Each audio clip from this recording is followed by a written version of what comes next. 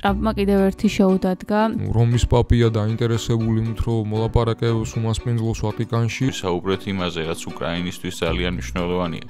და ეს არის ცეცხლის შეწყვეტა. პუტინს ამ მომენტში და ამ ეტაპზე დიდად შეიძლება არ წაწყობდეს ტრამპთან შეხვედრა. ნაკლებად შეპყრობილია კანდიდების მანით, ვიდრე ტრამპი.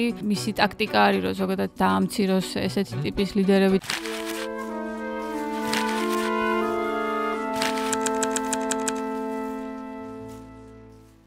გამარჯობა, დღეს ჩვენი მიმოხილვის მე-9 ეპიზოდს უყურებთ.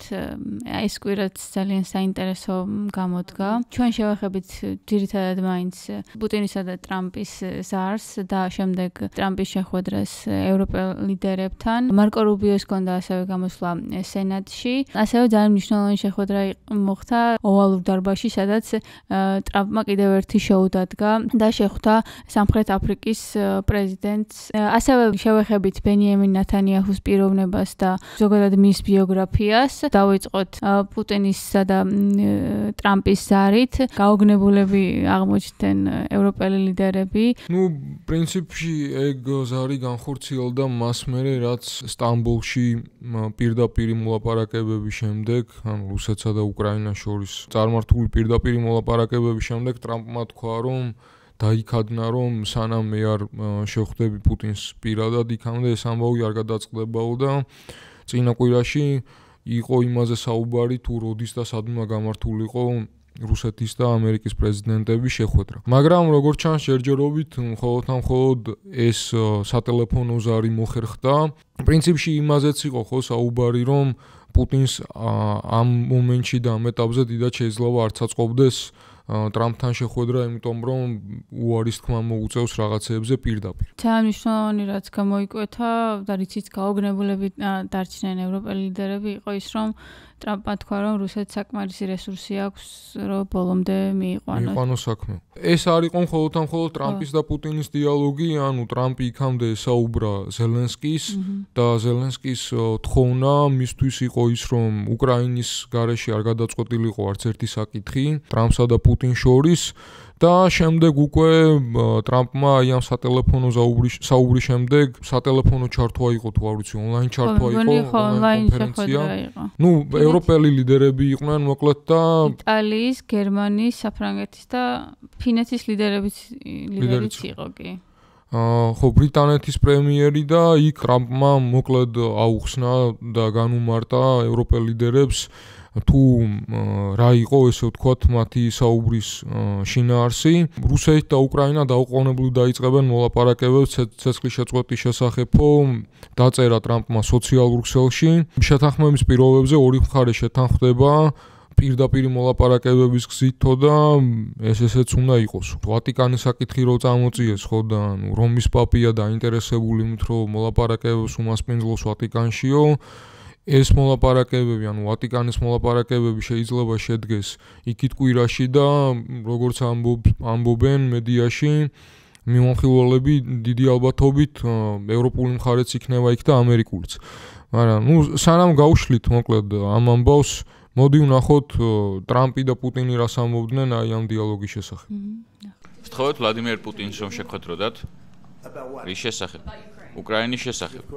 რა თქმა უნდა, მე ეს გავაკეთე. მე მას ვესაუბრე ამის შესახებ. მე ვკითხე, როდის უნდა დასრულდეს, ვლადიმერი. მე მას უკვე დიდი ხანია ვიცნობ. მე ვუთხარი, როდის დავასრულებთ ამ სისხლის ხრას, ამ სისხლის აბანოს. ეს ხო სისხლის აბაზანაა. და მჯერა რომ მას დასრულება სურს. ეს საშინელი ომია. მათ ძალიან გაუჭირდებათ აქედან თავის დაღწევა. ბრაზის იძულილის და სიკვდილის რაოდენობა განუზომელია. და ეს ძალიან რთულია. ცუდი ვითარებაა. მე მას ვუთხარი, რომ უნდა გავაგრძელოთ. But I said to him, we got to get going. ნახოთ აი პუტინს როგორ აფასებს. The US president expressed his position on the secession of hostilities. ამერიკის შეერთებული შტატების პრეზიდენტმა გამოხატა მის პოზიცია საომარი მდგომარეობის შეწყვეტაზე, ცეცხლის შეწყვეტაზე და ჩემ მხრივ ხაზი გაუსვია, რომ რუსეთი მხარს დაუჭერს უკრაინის კრიზისის მშვიდობიან გადაწყვეტას. ჩვენ უნდა გავსაზღვროთ მშვიდობისკენ მიმავალი ყველაზე ეფექტური ნაბიჯები. საკითხი, რა თქმა უნდა, ეხება იმას, რომ რუსულმა და უკრაინულმა მხარეებმა უნდა აჩვენონ მშვიდობის და კომპრომისის ძიების მაქსიმალური სურვილი, რაც ყველა მხარისთვის მისაღები იქნება. ამავე დროს მინდა აღვნიშნო, რომ რუსეთის პოზიცია ნათელია.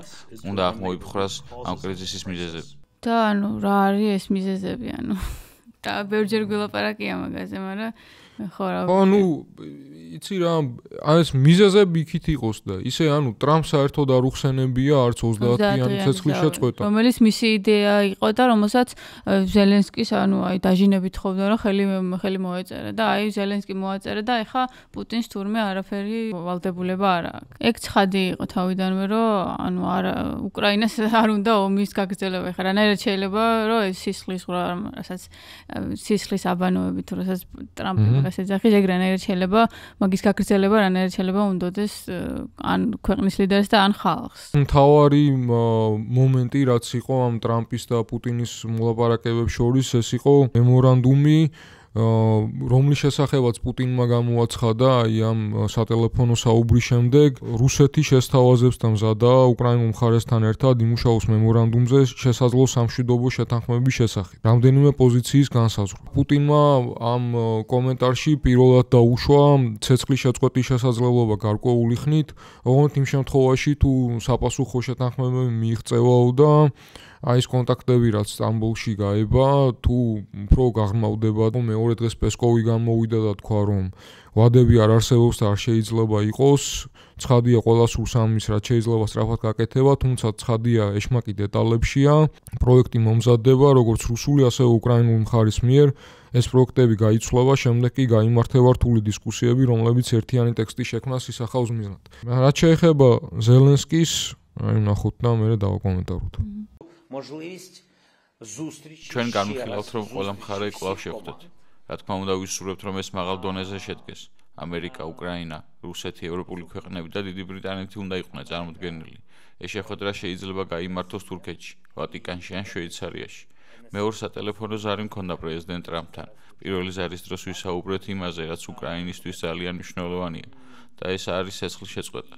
ჩვენი საუბრით იმაზე, რაც სტამბოლში და იქამდე მოხდა. მეორე საკითხი არაზეც ვისაუბრეთ, ეს არის ამერიკის შეერთებული შტატების მზაობა, რათა მომზადდეს უფრო სერიოზული სანქციები. მე მას ვთხოვე, რომ განიხილოს ეს და რუსეთის დაუწესდეს უფრო სერიოზული სანქციები, თუ კი რუსეთი ცეცხლის შეწყვეტაზე უარს იტყვის და არ ენდომება ამ ომის დასრულება. მას საუბრამდე პუტინთან მე მას ვთხოვე, რომ არც ერთი გადაწყვეტილება არ იყოს მიღებული უკრაინის გარეშე. ეს ჩვენთვის მთავარი რამაა. თუ კი ვლაპარაკობთ ამერიკის სანქციებზე, ეს უკვე სხვა რამაა. ჩვენ უნდა დავარწმუნოთ ამერიკამ რუსეთს დაუწესოს კონკრეტული სანქციები, რაც მათ ამ მომენტში შეუძლიათ. საბანკო და ენერგეტულ სექტორებზე სანქციები დიდ დახმარებას გვიწევს. ამერიკაზე დიდწილად არის დამოკიდებული ის მიიღებს თუ არა პუტინი და რუსეთის არმია ამ ომიდან რაიმეს. არავინ გაიხმობს ჩვენ ძალებს ჩვენივე ტერიტორიებიდან. ეს ჩვენი კონსტიტუციური მოვალეობაა, ჩვენი სამხედროების მოვალეობაა, რომ დაიცვან სუვერენიტეტი და უკრაინის ტერიტორიული მთლიანობა. დიახ, ახლა გვაქვს დროებითი ოკუპირებული ტერიტორიები, რადგან უზარმაზარი ქვეყანა დაგვესხა თავს, მაგრამ ჩვენ ულტიმატუმებს არ მივიღებთ. ჩვენ ჩვენს მიწას, ტერიტორიებს და ხალხს არავის დაუთმობთ.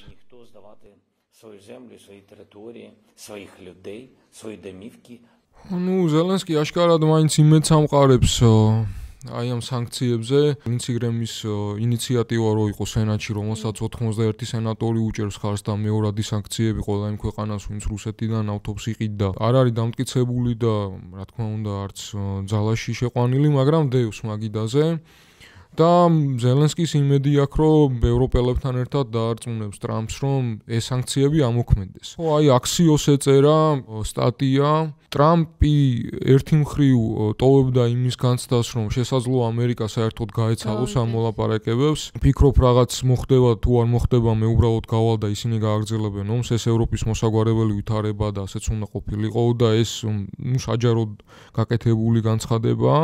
ტრამპს პუტინთან საუბარმა გაუჩინა იმედი, ნუ არ ვიცი, ცოტა ისეთი ამბავია, რომ პუტინს თითქოს კვლავ ამ ომის დასრულება სურს, რომ მემორანდუმის დადება უნდა, მოლაპარაკებების გაგრძელება უნდა და ამბობს, რომ სანქციებს არ მიიჩნევს მიზანშეწონილად და რომ მისი აზრით პუტინს სულ შეთანხმება. არც იმ დაპირებას გასცემს, რომ უკრაინას გაუგზავნებს დახმარებას, არც იმ დაპირებას გასცემს, რომ სამშვიდობო მოლაპარაკებებში დარჩება, არც სანქციების დაპირებას გასცემს და მოკლედ, ანუ არაფრის დაპირებას არ გასცემს. ფინეთის პრეზიდენტმა ალექსანდრ სტუბმა დაუსვა კითხვა ტრამპს და კითხა, როგორი იქნება შემდეგი ნაბიჯები, მიდიო და ტრამპმა უპასუხა, არ ვიცი ვიღაც უნდა გამოვიდეს და მითხრას მოლაპარაკებები კარგად მიდის თუ ცუდად და ამის შემდეგ გადავწყვეტ რას ვიზამთ. ევროპული ქვეყნების ლიდერებში ის განცდაც გაჩნდა, რომ ტრამპმა პუტინთან ისეთ შეთანხმებას მოაწეროს ხელი, რომელიც მთლიანად რუსეთის ინტერესებზე იქნება მორგებული და არა უკრაინის ინტერესებზე და ამისგან შორს არ ვართ. ხო, ის მემორანდუმი რაც უნდა დაიდოს, ხო, არ ვიცი ჯერ დაიდება თუ არა. ფაქტია, რომ ხაზგასმები სულა, რომ ეს ძირეული საკითხები და მიზეზები რაც არის, თუ ეს არ აღმოიფხვრება, არანაირი შეთანხმება არ იქნება და ის პოდოლიაკი ზელენსკის მრჩეველი დაახლოებით საალბათოდ საუბრობს იმაზე, რაც შეიძლება მოიცავდეს ეს მემორანდუმი, ხო? ისინი მემორანდუმს ზუსტად ისე მოაწერენ ხელს რუსები, ანუ როგორც თქვენ ელოდებით, ეს მოიცავს იმას, რასაც ისინი ომის ძირეულ მიზეზს უწოდებენ, რაც მათი აზრით ნიშნავს, რომ უკრაინამ უნდა შეწყვიტოს არსებობა, რა თქმა უნდა, მთავარი ძირეული მიზეზი თავად რუსეთია, რომელიც არაპროვოცირებულ ექსპანსიას ეწევა. და პოდოლიაკის აზრით მემორანდუმში უკრაინის მხრიდან უნდა ჩაიწეროს, რომ უარს იტყვის საშინაო და ასევე საგარეო პოლიტიკის წარმართვაზე, გარანტიას მისცემს რუსეთს, რომ არ შეუერთდება არც ერთ თავდაცვით ალიანსს, გარანტია არ ეყოლება არმია და ასე შემდეგ რა. თუ ეს მოხდება, ეხლა უკრაინა მუდმივად თან შანტაჟში იქნება და შიში იქნება, რომ რუსეთი ერთ დღესაც მოინდომებს და კიდევ ერთხელ სხვა რეგიონების წაღებასაც მოინდომებს.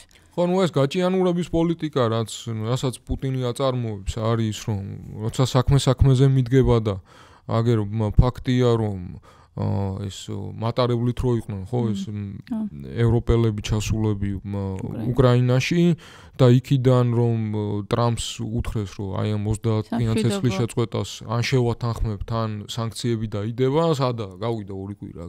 ხო, თან ეგ 30-დღიანი ცეცხლის შეწყვეტაც ტრამპის იდეა იყო, რომელსაც უკრაინამ მოაწერა ხელი და რომელსაც შეთანხმდნენ და პუტინი არ ასრულებს და მაინც love hate relationship-ში აღარა უკვე love. კი, ცალმხრივი ამბავი. და ერთი კიდე სიახლე ისაა, რომ პუტინის ახალი გეგმა ბუფერულ ზონაზე, პუტინმა განაცხადა, რომ რუსეთის ჯარებმა დაიწყეს უკრაინის საზღვარზე ეგრეთ წოდებული უსაფრთხოების ბუფერული ზონის შექმნის გეგმის განხორციელება. მიღებულია გადაწყვეტილება რუსეთსა და უკრაინას შორის საზღვარზე უსაფრთხოების ბუფერული ზონის შექმნის შესახებ. მალე აღვასრულებთ ამ ამბავს. Bloomberg-ზე თუ არ ვცდები, ზუსტად გამოცემა არ მახსოვს, რომ აი ამ 4 ოკუპირებული რეგიონის ბოლომდე დაპყრობას აპირებს და ამისთვის ემზადება ზაფხულში. ტრამპიც მაგას აწვება მოკლედ, რომ სამხედრო გზით შეუძლია პუტინს ამის გაკეთება და უბრალოდ აგერ უკრაინა ყავს გადასარჩენი ჰუმანიტარული მიზნებისთვის. ხო, როგორც JD Vance-მა თქვა, ეხლა რამდენიმე დღის წინ ტრამპის мотиваცია აი ამ ომის დასრულებაში ის არის, რომ ჰუმანისტიკაციაო რა. ხო, აი ლავროვის განცხადება დაიდო და ის ამბობს, რომ რუსეთი აპირებს გაათავისუფლოს მთელი უკრაინა, განსაკუთრებით რუსულენოვანი მოსახლეობა ზელენსკის ხუნტისგან. უკრაინის ტერიტორიაზე მილიონობით ადამიანი საუბრობს რუსულ ენაზე, ეს მათთვის მშობლიური ენაა და მათი იმ ხუნტის ხელში დატოვება, რომელმაც რუსულად საუბარიც კი აუკრძალა, იქნება ძალიან დიდი დანაშაული. და მოკლედ არ ვიცი, ხო, ამ ქვეყანას რა ეტყობა, რომ სამშვიდობო მოლაპარაკების რაიმე ფორმის შეუერთდება, არ ვიცი. ლავროვის უწყების წარმომადგენელმა მაქსიმ მუსიხინია ესეთი კაცი, საგარეო საქმეთა სამინისტროს იურიდიული დეპარტამენტის დირექტორი. განაცხადა, რომ მემორანდუმი ვერ დაიდება თუ ზელენსკის ხელისუფლება არ წავაო. ანუ მოკლედ კიდე ის პროპაგანდისტული ხაზი მიდის, რომ ხელი უნდა მოაწეროს ნებისმიერ ხელშეკრულებას თუ შეთანხმებას ისეთმა ხელისუფლებამ, რომელიც უკრაინელებს წარმოადგენს და ეს მუსიხინი ამბობს, რომ ზელენსკის არ აქვს არანაირი ლეგიტიმაცია და ახალი არჩევნები უნდა იყოსო და ამ ახალ არჩევნებზე ჩვენც გვიგზაუბრია და ჩვენ გარდა კიდე მილიონობით კაცი ლაპარაკობს გონი იმას, რომ ვერ ჩატარდება უკრაინაში არჩევნები. ხო, რა ვიცი ეს. საომარი მდგომარეობის არსებობის გამო და ამ მემორანდუმსაც ეტყობა თავიდანვე, რომ უბრალოდ შემოგდებული თემა იმისთვის, რომ ტრამპის ეგო დაკმაყოფილდეს და ეს სანქციები არ ამოქმედეს. რომელსაც ალბათ ძალიან ეშინიათ საბოლოო ჯამში. ხო, იგივე ტრიალებს ტრამპი ვერსად ვერაფერი ვერ მოაგვარა, ერთადერთი ოვალურ კაბინეტში არის მაგარი. ძლიერი. გადავიდეთ ოვალურ კაბინეტზე. ოვალურ კაბინეტამდე აგერ რუბიოს სენატში გამოსვლა მიმოვიხილოთ. ეს გამოსვლა პრინციპში შიდა აუდიტორიისთვისაც ცნობილი არის. ჯო ვილსონმა დაუსვა კითხვა ანტიამერიკულ ქვეყანაზე საქართველოსზე და რა ზომები გექნებათო და ცოტა ბუნდოვანი პასუხი, ანუ საერთოდ აი მაგადან გამომდინარე, აი ამერიკა უპირველეს ყოვლისა პოლიტიკის ხაზიდან იყო. საერთოდ თუ ვერ გავიგე, ანუ იცოდა თუ არა ვიზზე ანუ რა ქვეყანაზე ლაპარაკობდა? აი რაღაც დეფოლტ რეჟიმი იყო აქ. კი რომ ანტიამერიკული ქვეყანა ცუდია. ჩატბოტს რომ მიწერდა, მოგესალმებით, რაღაც ოპერატორი დაგეხმარებათ 2 წუთში და დაახლოებით ეგ იყო, რომ შევხედავთ და მე მივიღებთ თუ ანტიამერიკულია. საზღაურს. ანუ ერთ-ერთი ის გამოჩნდა, რომ დიდად საქართველოს არ არის ამერიკის რადარებში. ხო, ანუ ახლო აღმოსავლეთში. რაც გასაკვირი არ არის, ხო. ახლო აღმოსავლეთში იმდენი და იმ ხარისხის პრობლემები აქვს, რომ აი შეგვიძლია ნახოთ ეხა ერთი სინქრონი, სადაც სენატში მოსმენაზე ფაქტიურად რუბიო მოკლედ მოხაზავს რა არის ამერიკის შეერთებული შტატების საგარეო პრიორიტეტები. ცივი ომის დასრულების შემდეგ ამერიკას პირველად თანასწორი კონკურენტი ყავს ჩინეთის სახით და ჩვენ უნდა გავუმკლავდეთ ამას. ხოლო ჩვენი საგარეო პოლიტიკა საჭიროებს რომ ახალ ვითარებას მოერგოს და ამ ახალ მსოფლიოში ეს იმას ნიშნავს რომ ჩვენ უნდა გვყავდეს სახელმწიფო დეპარტამენტი, რომელიც ისეთ საგარეო პოლიტიკას აწარმოებს, რაც ჩვენს ეროვნულ ინტერესებს ემთხვევა. ამერიკის შეერთებული შტატების ეროვნული ინტერესის დასაცავად საჭიროა რომ დარწმუნებულნი ვიყოთ თითოეული დოლარის დახარჯვის მიზნობიობაში, რომ თითოეულ მოქმედებამ მაქსიმალური შედეგი მოუტანოს ამერიკელ ხალხს. ჩვენმა ნაბიჯებმა ჩვენი ქვეყანა უნდა გახადოს ან უფრო უსაფრთხო, ან უფრო ძლიერი, ან უფრო წარმატებული. კარგ შემთხვევაში სამივე უნდა იყოს, ან სულ მცირე აქედან ერთი მაინც. იქნება ეს პროგრამა, თუ რაიმე სახის ზომა, სწორედ ამას უნდა ითვალისწინებდეს.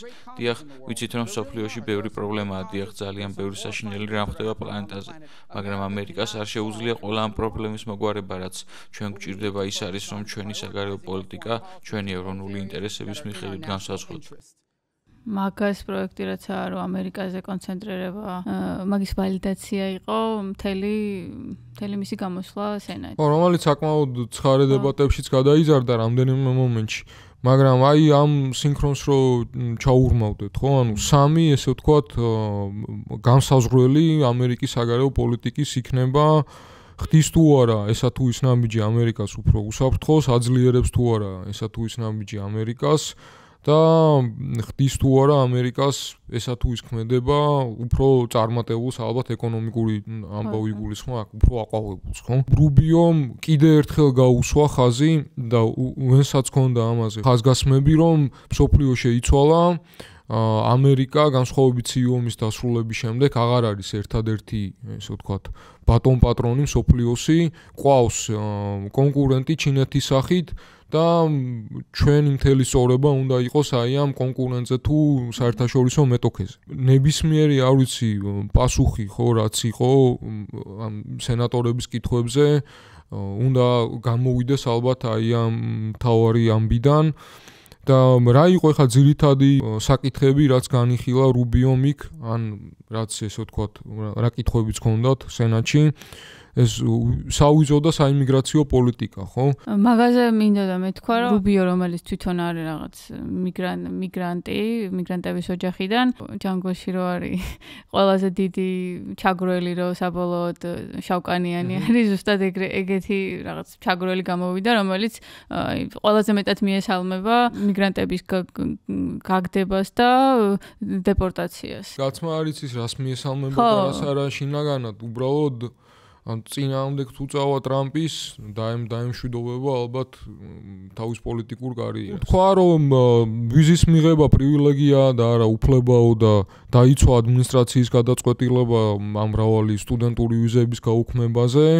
კითხვები იყო კრის ვან ჰოლენისგან, სენატორისგან, რომლებიც ეკითხებოდა აი ამ სტუდენტების დაკავებაზე, ხო, ტაფტის უნივერსიტეტიდან, რუმეისაუს თურქი, კოლუმბიის უნივერსიტეტიდან მაჰმუდ ხალილი, კითხვა დაუსვეს ასევე დეპორტაციაზე და კილმარ აბრეგო გარსიას გავსი პირების დეპორტაციასთან დაკავშირებით იმ ქვეყნებში, სადაც მათ პოტენციურად საფრთხე ემუქრებათ. ვან ჰოლენმა თქვა, რომ ნან უფრო შენ ხმა მოგეცი სახლდეპის მდივნის პოზიციაზეო და თავარი კრიტიკა მოდიოდა იმაზე, რომ არ შეიძლება იმ ადამიანის უფლებების ჭრილიდან გამომდინარე ასე იქცეოდეს ამერიკის თავრობა, ხო და ადმინისტრაცია. ზოგადის პოლიტიკა არის. ხო, ასევე რუბიომ სენატს აცნობა, რომ სახელმწიფო დეპარტამენტი განიხილავს თალიბანის უცხოურ ტერორისტულ ორგანიზაციად კვლავ გამოცხადების შესაძლებლობასო და ეს პრინციპში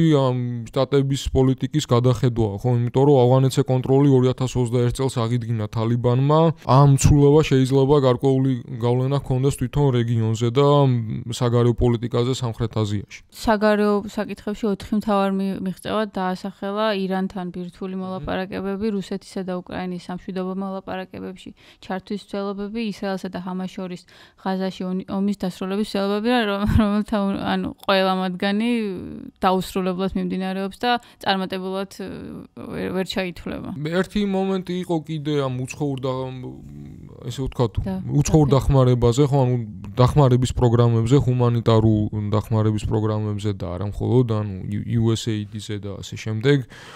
და რუბიომ თქვა, რომ ჩვენ არ შევწყვეთ ჰუმანიტარულ დახმარებას და ზოგადად, არ ვიცი, ამერიკული ესე ვთქვათ, რბილი ძალის გაძლიერებას არსადო, უბრალოდ ეს იქნება აწი ამერიკის საელჩოების და ადგილობრივი ბიუროების დაქვემდებარებაშიო.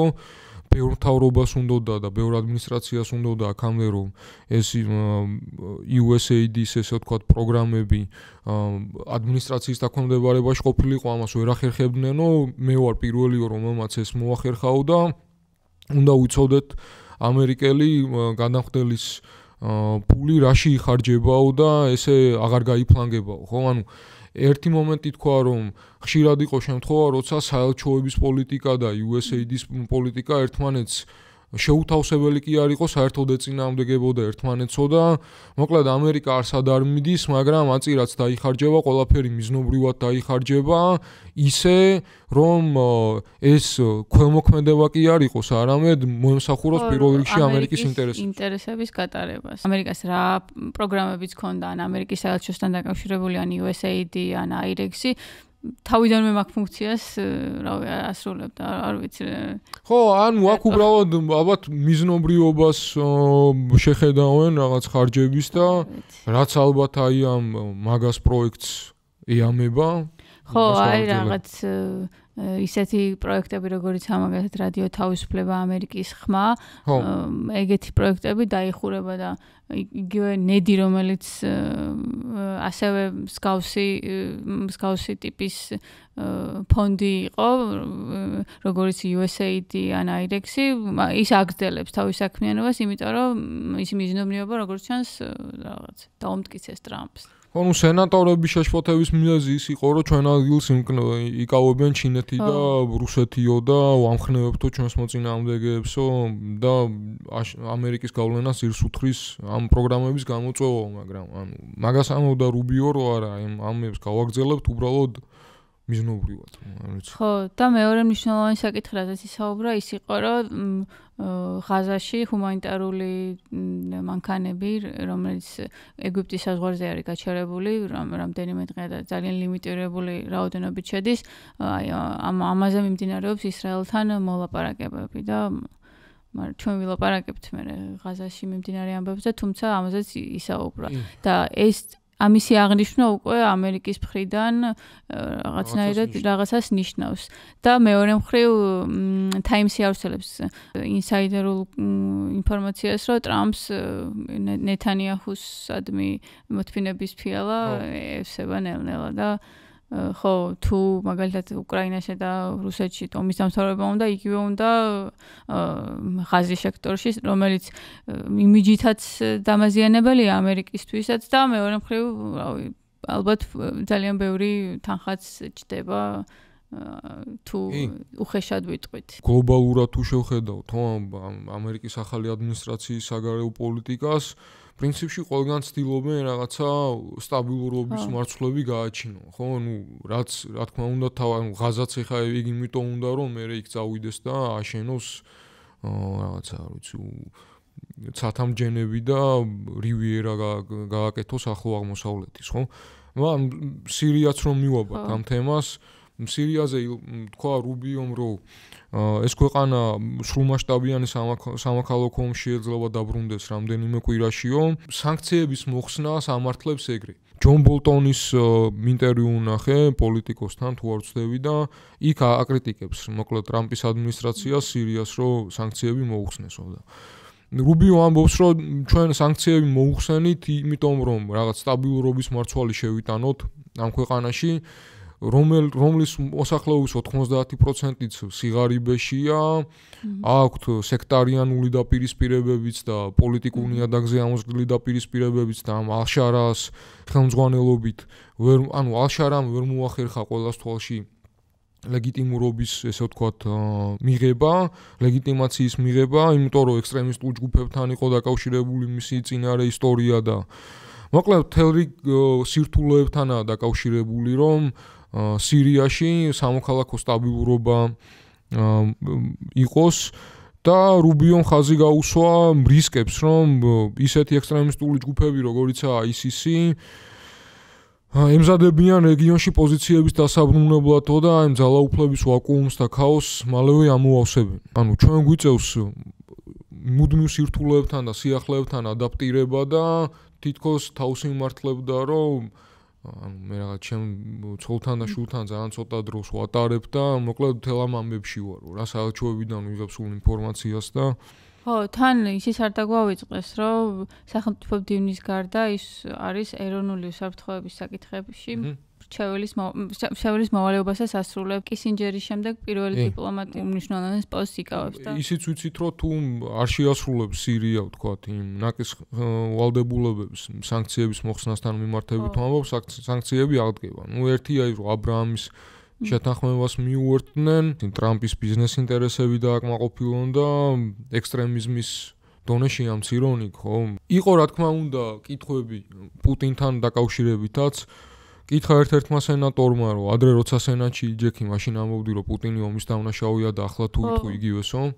და ამაზე თქვა, რომ ესო სასამართლო შესაფასებელია და შეფასებული აქვს სასამართლოს ოღონდ. სასამართლოსაც შეფასებული აქვს. ხო, არ თქვა, რომ ომის დამნაშავეა და რაც შეეხება სანქციებზე ამბობდა, რომ სანქციები არის ბერკეტი, თუ ჩვენ ახლავე უპასუხებთ რუსეთს სანქციებით, ეს გამოიწვევს იმას, რომ მე მოლაპარაკების მაგიდიდან გაგვექცევიან და ვეღარ დავაბრუნებთ და მოკლედ მოვიცადოთ, ფრთხილად უნდა ვიყოთ და ჯერ ახან მოლაპარაკება მიმდინარეობს, ნახოთ რა გამოაკედან. ხო, ანუ მეც ეგ განცდა მქონდა, რომ რუბიო უკრაინის საკითხებზე როცა საუბრობდა, სანამ ამ თანამდებობაზე დაინიშნებოდა, ბევრად უფრო პირდაპირი იყო და ანუ როცა დაინიშნა, ისე დაინიშნა, როგორც უკრაინის ინტერესების გამტარი და თავის დროზე ითქვა, რომ ტრამპს ის დააბალანსებს ტრამპისთვის, წეღანაც აღნიშნოთ, რომ რუბიო რაღაც ყველაზე სანდო პარტნიორად წარმოჩინდა ბოლო თვეებია და ტრამპი აპირებს, რომ შეიძლება მომავალი რესპუბლიკური პარტიის კანდიდატად დაასახელოს. გამოსვლებს რომ უყურებდი YouTube-ზე რა, იქ კომენტარებში რომ ჩაიხედო, ანუ რუბიო არის წარმოჩინებული როგორც კაცი, რომელიც იცავს ამერიკის ინტერესებს, არც ერთ თეთრს არ დახარჯავს ამერიკელი გადამხდელების ტყუილ უბრალოდ და რაღაც იმის აშკარად იქმნის რა. რამაფოსა არის სამხრეთ აფრიკის პრეზიდენტი, რომელიც ტრამპს ესტუმრა თეთრ სახლში, ოვალურ კაბინეტში და გაგრძელა ეხლა რა მოხდა. თავიდან ძალიან რაღაც ლაითად წავიდა მათი საუბარი, გოლფზე საუბრობდნენ და მე უცებ ტრამპმა დაიწყო. ანუ როგორც ზელენსკის შემთხვევაში, მაგრამ ზელენსკის თავიდან უთხრა, რომ რა კარგად ხარ ჩაცმული და რაღაც შეახურა თავიდან. წინასწარ ქონდა მომზადებული ვიდეოები და ფოტოები, რომელსაც აჩვენებდა და რომელთა უმრავლესობა საერთოდ არ იყო კავშირში სამხრეთ აფრიკასთან ფოტოები და ვიდეოები იყო ერთ-ერთი კონგოს ხო კონგოს ერთი ნიუსი იყო კონგოსი და ვიდეო არ ვიცი ვიდეო იყო უბრალოდ პოზიციის ერთ-ერთი წარმომადგენლის რომელიც მღეროდა სიმღერას რომელიც სხვათა შორის სამხრეთ აფრიკის სასამართლომ ჩათვალა რომ არ არის პარტეიდული იმის გაგრძელება. რაზე უტევდა მოკლედ ტრამპი იმაზე რომ თეთრ ფერმერებს ანუ აფრიკანელები არ ვიცი ქართულად როგორ იქნება აფრიკანელები არის ინგლისურ ენაზე მოსაუბრე კი კოლონიალისტები სამომავლები ხო აი ვინც არის ჩვენი რა ქვია მაგას მასკი ტრამპი უტევდა იმაზე რომ რასობრივი თვალსაზრისით და ამ რასობრივ ნიადაგზე თეთრკანიან ფერმერებს კლავენ შავკანიანებიო და ამისთვის შენ არაფერს აკეთებო და აი ორი სინქრონი მაქვს ნახო ჯერ და მე გადავიდეთ უკვე სიღრმისეულად ჩვენ ბევრი ხალხი ყავს რომლებიც თავს გრძნობენ დევნილებად და ისინი ამერიკის შეერთებულ შტატებში მოდიან და ჩვენ მათ ბევრი ადგილიდან ვიღებთ თუ კი თვლით რომ ადგილი აქვს დევნას და გენოციდს ჩვენ ძალიან ბევრი ხალხი მივიღეთ უკვე უნდა გითხრათ ბატონო პრეზიდენტო რომ განუზომელი რაოდენობის ხალხი მივიღეთ განსაკუთრებით მას მერე რაც ეს ნახეს უმეტესად ისინი თეთრი ფერმერები არიან რომლებიც სამხრეთ აფრიკიდან გამორბიან საჭიროა თავად პრეზიდენტმა ტრამპმა მოусმინოს მათ არ ვაპირებ ის მეორე რაც უკვე თქვი მინდა ვთქვა რომ თუ კი აფრიკანელი ფერმერების გენოციდი მიმდინარეობს მაშინ იძლევს დავდებ რომ ეს სამი ბატონი აქ არ იქნებოდა მათ შორის არც ჩემი სოფლის მეურნეობის მინისტრი ჩვენ ათასობით ისტორია მოვისმინეთ რომელიც ამ ამბავზე ყვება ჩვენ დოკუმენტური კადრები გვაქვს ჩვენ ახალი ამბების მონათხრობები გვაქვს ნატალია აქ არის ვინმე სხვა ვინც კადრებს ჩართავს მე მინდა რამდენიმე რამ გაჩვენოთ და ამის პასუხი უნდა გაიცეს ჯერ ერთი გენოციდს უწოდებს რაღაცას ეგრე უაპელაციოდ და ხელაღებით რასაც ისრაელი ჩადის ღაზაში მაგას ეგ არაა გენოციდი ეგ სასამართლომ და უნდა დაადგინოს ხო მოკლედ ეს კონსპირაცია რაც არის ხო ამას დიდი ხანია ტრამპი ამძაფრებს და ზოგადად გლობალური მემარჯვენე თეთრკანიანი ესე ვთქვათ ნაციონალისტი ჯგუფები ამბობენ რომ სამხრეთ აფრიკაში მიდის თეთრების გენოციდი ალბათ უნდა ვთქვათ რა ხდებოდა 1990 წლამდე თვითონ სამხრეთ აფრიკაში სამხრეთ აფრიკას 1990 წლამდე აკონტროლებდნენ თეთრი აფრიკანები აპარტეიდის სისტემით რომელიც გამორიცხავდა ქვეყნის შავკანიან მოსახლეობას მთლიანად ქვეყნიდან მოქალაქეებად არ იცვლებოდნენ მარტივად რა ვთქვათ მიუხედავად იმისა რომ 94 წლიდან ეს აპარტეიდის სისტემა დასრულდა ყველა წარმატებულ ბიზნეს და ფერმერულ მიწებს კვლავ მხოლოდ უმეტესად თეთრკანიანები ფლობენ ქვეყნის შავკანიანი მოსახლეობის ნახევარზე მეტი სიღარიბეში ცხოვრობს თეთრი მოსახლეობა სამხრეთ აფრიკაში სულ რაღაც 7% შეადგენს თუმცა ფლობს ქვეყნის მიწების 70%-ზე მეტს ეს არის წინაპირობა იმისა თუ ზოგადად ახალი კანონი რატომ მიიღო 94 წელს მიწის 87% ეკუთვნოდა თეთრკანიანებს და ეხლა ნელ-ნელა ხო მთელი ამბავი მაგაზია რა მიწის რეფორმაზე ხო მიწის რეფორმაზე რომელიც სინამდვილეში რაღაც ბერკეტებს აძლევს სახელმწიფოს რომ თუ სახელმწიფო ჩათვლის მიზანშეწონილად მათ შორის კომპენსაციის გარეშე ჩამოართვას მიწა ფერმერებს თეთრკანიანებს გადაუნაწილოს ხო თუმცა აქ იმაზე იყო საუბარი რომ კომპენსაციასაც არ უხდისო და მე როგორც ვნახე კომპენსაციის გარეშე არც ერთი ისა არ მომხდარა კომპენსაცია სამ რაღაცაზე დგას ეს მიწის რეფორმა მიწის დაბრუნება აპარტეიდის კანონები ჩამორთმეული პირებისთვის ანუ აპარტეიდის დროს ვისაც ჩამოართვეს ეს მიწები იმათ რომ დაუბრუნდეს გადანაწილება ანუ მიწის გადაცემა შავკანიანი სამხრეთ აფრიკელებისთვის რომლებიც ცირე მიწიანები არიან ან არ აქვს საერთოდ მიწა და რაღაც სოფლის მეურნეობაში რომ ჩაერთოს ეს ხალხი და საკუთრების რეფორმა მიწის უფლებების უზრუნველყოფა იმ ადამიანებისთვის რომლებიც ცხოვრობენ დაუცველ პირობებში განსაკუთრებით სოფლის ტრადიციულ რაიონებში ეს რამაფოსა ხო მე რაც მოვიძიე ინფორმაცია სულაც არ არის რაღაცა რადიკალი მემარცხენე არის ცენტრისტი ნეოლიბერალური მიდგომებით გამორჩეული კაცი, კორპორატიული ელიტებთან მიბმული. თავისთავად რატომაც იყო იქ ოვალურ კაბინეტში იყო, იმიტომ რომ გაეფორმებინა ხელშეკრულება, რომ გაეყიდა თავისი რაღაც მინერალები, მიეყიდა ამერიკისთვის და ამისთვის იყო ჩასული. კი, იქ ეუბნება, რომ ანუ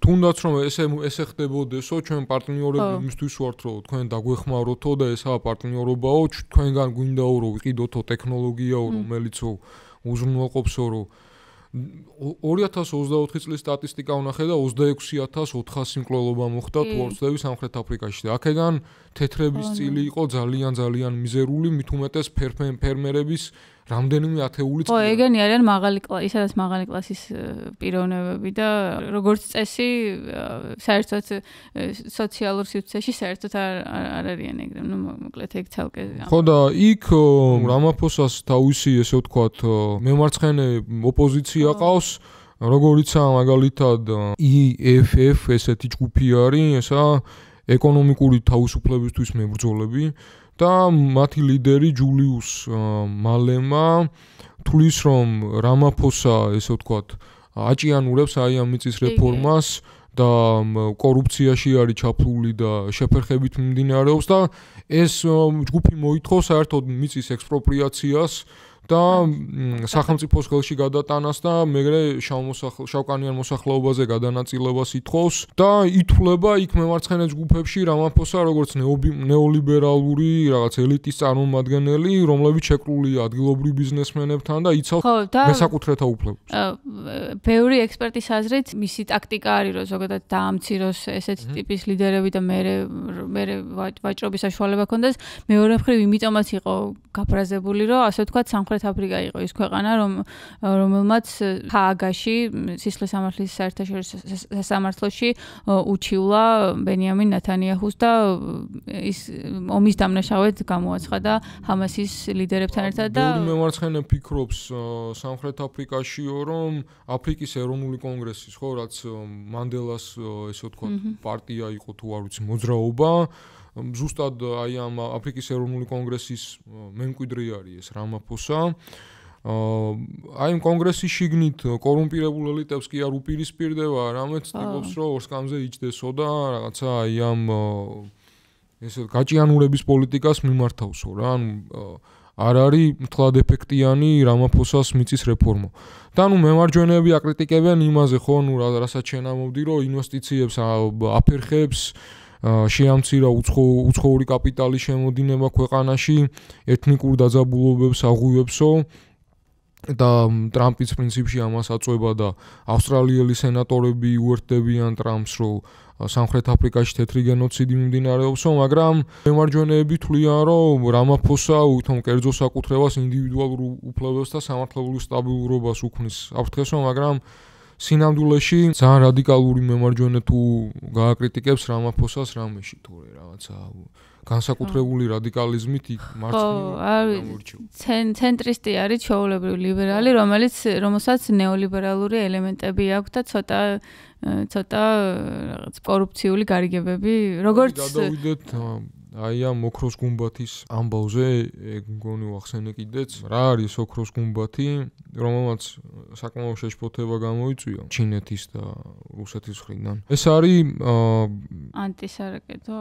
ანტისარაკეტო სისტემა კოსმოსური ან პირველი კოსმოსური თავდაცვის სისტემაა დიდი ზარზემით გამოაცხადა ტრამპმა ვნახოთ ეს სინქრონი და მე ვთქვათ 1-2 სიტყვა ჩემთვის პატივია გამოვაცხადო რომ ოფიციალურად შევარჩიეთ შესაბამისი არქიტექტურა და მოახლეს სისტემისთვის, რომელიც შემდეგი თაობის ტექნოლოგიებს განალაგებს ხმელეთზე, ზღვასა თუ კოსმოსში, მათ შორის კოსმოსური ბაზირების სენსორებსა და გამანადგურებლებს. ოქროს გუმბათი გახდება ჩვენი საერთო თავდაცვის ნაწილი და სრულად ფუნქციონირებადი იქნება ჩემი ვადის ამოწურვამდე, ანუ ჩვენ მას 3 წელიწადში დავასრულებთ. დასრულების შემდეგ ოქროს გუმბათს შეიძლება რაკეტების განადგურება, მაშინაც კი თუ მსოფლიოს მეორე ბოლოდან ისვრიან, ან თუდაც კოსმოსიდან და ჩვენ საუკეთესო სისტემა გვექნება, რაც კი ოდესმე აუგიათ. როგორც იცით, ისრაელს დავეხმარეთ მსგავსის გაკეთებაში და ეს ძალიან წარმატებული იყო. ახლა კი გვაქვს ტექნოლოგია, რომელიც ამას გაცილებით აღემატება. ძალიან ბოროტ სოფლიოში ცხოვრობთ, ამიტომ ეს ამდიდებული ქვეყნის გადარჩენისთვისაა და როგორც თქვი, განვიხილავთ კანადასთანაც მათაც სურთ ჩართვა და ნახავენ იქნებიან თუ არა ამის ნაწილი. რაც საკმაოდ კარგია, მგონია ეს ისაა, რაც პირველივე დღიდან ვამბობდი, ეს საკმაოდ ლოგიკურია.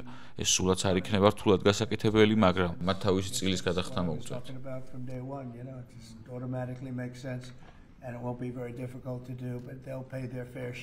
ან რომელი ქვეყანა ემუქრება ამერიკას, რომ ოქროს გუმბათის თუ არა ყველაზე მაგარი რა იყო რომ კანადასაც უნდა რომ ჩაერთოს ამ ამბავში ოღონდ ისინი თავის წელს გადაიხდიან. ბოლოს ამბობს რომ სასტიკ სოფლიოში ვცხოვრობ და უნდა გადარჩეს ეს დიდებული ქვეყანა და ამისთვის აუცილებელიაო 175 მილიარდი დაიხარჯება ამ 3 წლის განმავლობაში და პროგრამის ასამოქმედებლად 25 მილიარდი იქნება საჭირო. ეს იქნება ინტეგრირებული მთლიანად აი ამ ანტისარაკეტო თავდაცვის სისტემებში და ხმელეთზე დაფუძნებულ აი ამ გადამჭერებს თუ არ ვიცი თავდაცვას გულისხმობს ხომალდებზე განთავსებულ სისტემებს და კოსმოსურ კომპონენტებს. 15 მილიარდი წინასწარი შეფასება ყოფილა და აშშ-ის კონგრესის საბიუჯეტო ოფისის დაცვით სისტემის ამოქმედების შემთხვევაში მხოლოდ კოსმოსური კომპონენტისთვის 20 წლის განმავლობაში 524 მილიარდი დოლარი იქნება საჭირო. კოსმოსის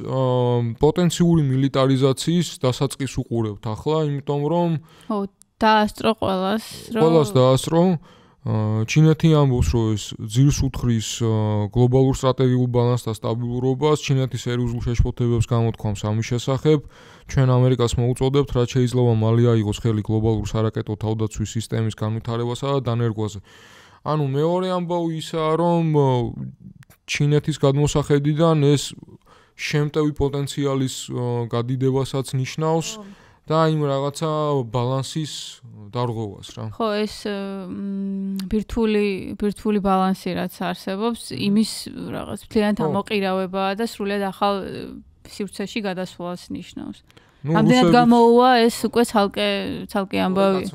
იმიტომ რომ ბევრი რამე თქვა მაგან და ჯერჯერობით ვერაფერი ვერ გააკეთე და. ხო, ნუ რუსებმაც წამოიკნავლეს და თქვეს, რომ ეს აგრესიული ქმედება და ნაბიჯია და ამ ინიციატივამ შეიძლება შეაფერხოს მომავალი შეიარაღების კონტროლი, ხა რუსები ვიცი ვერ გამოდგებიან კონკურენტად ამერიკის ვერაფერში, ვინც გამოდგება, აგერ ისინი შეშფოთებულები არიან და მოკლედ ნახოთ რა. უფრო რაღაცა PR-სვლა არის ეს და ჩემი ვადი შემდეგ დასრულდება და აი მე ამერიკის შეერთებულ შტატებს დაუტოვებ ისეთ სარაკეტო სისტემას რომელიც აქამდე არავის არ გაუკეთებია და კოსმოსის მილიტარიზაციაზე ვინც პირველი გაგახსენდებათ ეს მე ვიქნები და ეს ეგოს გაბერვა ეგეც ალბათ გარკვეულ როლს თამაშობს. ხო, ნახოთ მოკლედ რამდენად შეასრულებს თავის მორიგ დაპირებას. შეგვიძლია გადავიდეთ ხაზას ამბებზე, მოკლედ დავიწყებ და მე შენ სინქრონი გაქვს და მაგებითაც გავაგზავნოთ და ნელ-ნელა წავიდეთ დასასრულისკენ. ბევრს საუბრობთ ვინ არის ბენიამინ ნეთანიაჰუ და 1-2 სიტყვით რო ვთქვათ მისი ბიოგრაფია. ბენიამინ ნეთანიაჰუ ჰააგის საერთაშორისო სისხლის სამართლის სასამართლომ მასზე გასცა დაკავების ორდერი და არის მეოთხე ასეთი ლიდერი, მათ შორის არის პუტინი, ომარ ბაშირი, სუდანის პრეზიდენტი და მუამარ კადაფი ლიბიიდან. ამ 4 პიროვნებას შორის არის, ვისაც გაიცა დაკავების ორდერი და მას როგორც ომის დამნაშავეს ეგრე მოიხსენიებენ. ხსენიება რა, პრინციპში სასამართლომ დაადგინა სხვათა შორის ჰამასის სასამართლოს არ დაუდგენია. ჰამასის 3 ლიდერთან ერთად დაასახელა. მისი პოლიტიკური ბიოგრაფია ძალიან ესეთია რაღაც სუყე და ყველაზე ხანგრძლივი ლიდერი არის შეიძლება ითქვას ისრაელის ისტორიაში. მისი სახელი ასევე უკავშირდება 7 ოქტომბრის შემდეგ, მისი კონფლიქტის შემდეგ მიმდინარეობს ისრაელში მიმდინარეობს ნეთანიაჰუს სისხლის სამართლის საქმე ქრთამის აღებასა და კორუფციაზე. ეს თვითონ შიგნი ისრაელში. კი, და ომმა გამოიწვია ის, რომ ეს სასამართლო პროცესები გადაიდო და გარდა ამისა, ჩვენ გვახსოვს, რომ ისრაელში გამოსვლები იყო სასამართლო სისტემის რეფორმასთან დაკავშირებით და ეს პროცესების შეწყდა. მიუხედავად ამისა, ის მაინც ძალიან გავლენიან ლიდერად ითვლება, მიუხედავად იმისა, რომ მაგალითად ბარაკ ობამასთან მისი ურთიერთობა ძალიან დაზაბული იყო, ყოველთვის წყალობდა მაგალითად ტრამპი, რომლის პირველი პრეზიდენტობის დროს იერუსალიმი მან აღიარა ისრაელის დედაქალაქად. ის 2022 წელს მეხუთე დაირჩიეს პრემიერ-მინისტრად და დღემდე ხელმძღვანელობს ლიკუდის პარტიას და ისრაელის ისტორიაში ყველაზე მემარჯვენე კოალიციას. მას შემდეგ რაც 12 წლის განმავლობაში პრემიერ-მინისტრი იყო, ოპოზიციაში გადავიდა და შემდეგ მოულოდნელად დაბრუნდა ხელისუფლებაში. მისი ზედმეტსახელი არის რაღაც ბიბი, მეფე ბიბი და რაღაც მსგავსი, ანუ არანაკლებად შეპყრობილია რაღაც აი ამ კანდიდატების მანით, ვიდრე ტრამპი. ამიტომაც ძალიან კარგად უგებენ ერთმანეთს, ჩემი აზრით. ბენიამინ ნეთანიაჰუ დაიბადა თელ-ავივში 1959 წელს, 1963 წელს მისი ოჯახი გადავიდა ამერიკაში, როცა მამამისი ცნობილი ისტორიკოსი და ასევე სიონისტი აქტივისტი დააწინაურეს აკადემიურ თანამდებობაზე. 18 წლის ასაკში უკვე დაბრუნდა ნეთანიაჰუ ისრაელში და დაიწყო სამხედრო სამსახურში. მთელი ამ დროის განმავლობაში ის ხან ოპოზიციაში იყო, ძირითადად ხელისუფლებაში იყო. მიუხედავად იმისა, რომ 2009 წელს ნეთანიაჰუმ განაცხადა, რომ პალესტინური სახელმწიფოს გარკვეული ფორმით შექმნას უჭერდა მხარს, 2019 წელს სრულად შეიცვალა პოზიცია და თქვა, რომ პალესტინური სახელმწიფო არ შეიქმნება არა იმ ფორმით, როგორც ამას ხალხი ფიქრობს, ეს არ მოხდებაო. მუდმივად ამაზე საუბრობს ამის შემდეგ და ჩვენ კარგად ვნახეთ, რა მოხდა 2023 წლის 7 ოქტომბერს თავდასხმა ისრაელის სახელმწიფოზე 1200 ადამიანი დაიღუპა, 251 ადამიანი აიყვანეს ბრძოლად და დაახლოებით 53,000 ადამიანი არის დაღუპული გარდაცვლილი ოფიციალური მონაცემებით ღაზის სექტორში. არ შედის ან ძალიან ლიმიტირებულად შედის სამედიცინო დახმარება, ჰუმანიტარული დახმარება და ეს თქვა ზუსტად ჰააგის სასამართლომ, რომ ის ომის დამნაშავეა, არა მარტო იმის გამო, რომ ხალხს ხოცავს და შლეთს, არამედ იმის გამოც, რომ ის იყენებს შიმშილს როგორც ბრძოლის ერთ-ერთ სახეს, საშუალებას. ის რა 16 მაისს დაიწყო ახალი ფართომასშტაბიანი სამხედრო ოპერაცია, რომელსაც უწოდებენ გიდეონის ეტლებს და ამ ოპერაციის მიზანია სრულად განადგურდეს ჰამასი და ღაზაზე ადგეს სრული კონტროლი. ხო, ანუ სანამ ეს მიზანი არ მიიღწევაო, ნეთანიაჰუ ამბობს, იქამდე არაპირებს ისრაელი გაჩერებასო და აი როგორ ესე ვთქვათ, ანონსებს ამ ოპერაციას. ჩვენ ვიწყებთ მასიურ ინტენსიურ მასშტაბურ ბრძოლას და გვაქვს პროგრესი. ჩვენ ვაპირებთ მთელი ღაზას სექტორის კონტროლს. ეს არის ის, რასაც ვაპირებთ. და კიდევ ერთი რამ, ულოცავ რეზერვისტებს, ჩვენ ჯარისკაცებს, ისინი შესანიშნავ საქმეს აკეთებენ. ჩვენ ეს ყველაფერი ისე უნდა გავაკეთოთ, რომ ჰამასმა ვერ შეგვაჩეროს. და 19 მაისს საფრანგეთმა, გაერთიანებულმა სამეფომ და კანადამ ამ ოპერაციის დაწყების შემდეგ დაგმეს ისრაელის სამხედრო ოპერაცია, ეს გიდეონის ეტლები და მოითხოვეს ჰუმანიტარული დახმარების დაუყოვნებლივ მიწოდება ღაზაში და მათ ასევე გააფრთხილეს ისრაელი, რომ თუ გააგრძელებენ სამხედრო მოქმედებებს და ჰუმანიტარული დახმარების კორიდორები არ გაიხსნება, მიიღებენ კონკრეტულ ზომებს. ალბათ სანქციები იგულისხმება. რეაქცია ნეთანიაჰუსი ამ განცხადებაზე იყო აი ასეთი.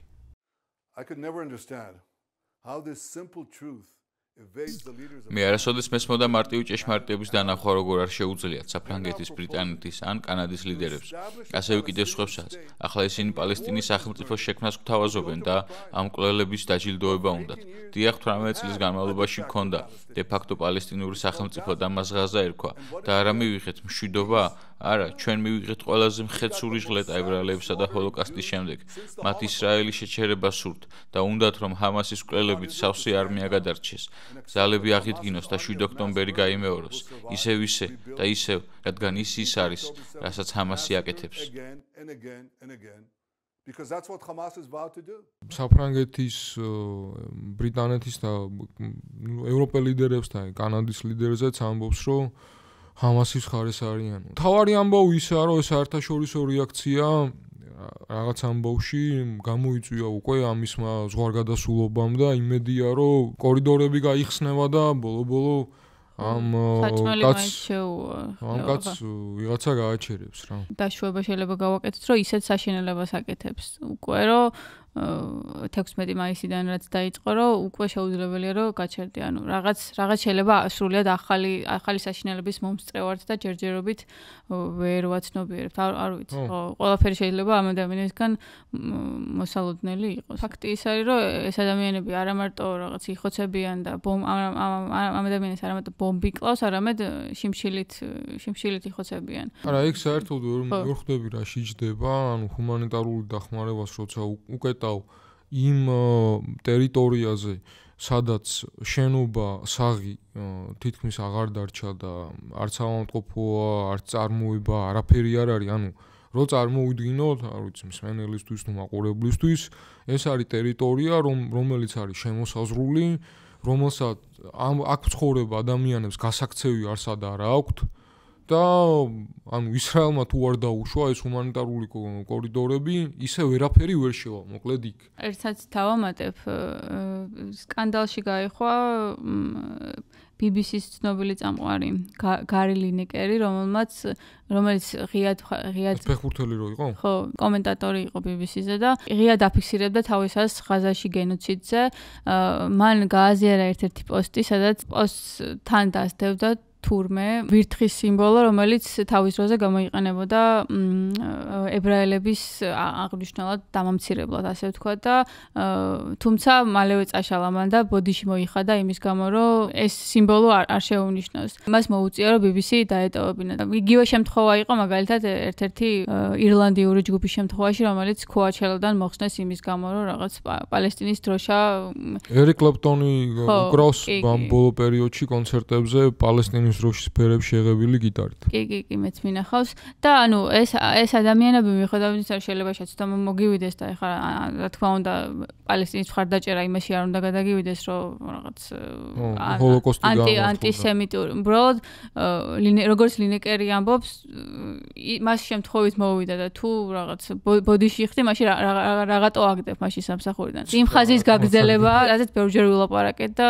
რაღაც თუნდაც კოლუმბიის უნივერსიტეტში რაც ხდება და ასე შემდეგ. ანუ ეს არის ეხლა ჰარვარდს მაგალითად უფლებას აღარ აძლევს ტრამპი, რომ უცხოელი სტუდენტები მიიღოს და ვინც სწავლობს გონი სხვაგან უნდა გადავიდნენ, იმიტომ რომ და ესო მაგალითი იყოსო ყველა უნივერსიტეტისთვისო, მოკლედ იქ კიდე რაღაც სხვა ფენომენთან გვაქვს საქმე რა. ხო, ანუ თან ის არის, რომ თავის დროზე ხა ვინც ალბათ ჰოლოკოსტზე თავის აზრს აფიქსირებდა, ეგეთი გარიყულები ან რაღაცა ჩაგრულები იყვნენ, ვინც თავის აზრს აფიქსირებდა და ანუ უბრალოდ მე იმ ადამიანებისთვის ვლაპარაკობ, მე გვიანი არ იყოს, რომ ისტორიის არასწორ მხარეს იდგე, ანუ იმას არავის არ თხოვს, რომ რაღაცა აქტივისტი იყო, უბრალოდ რაღაცა ხდება, ადამიანებს რო კლავენ და აშიმშილებენ და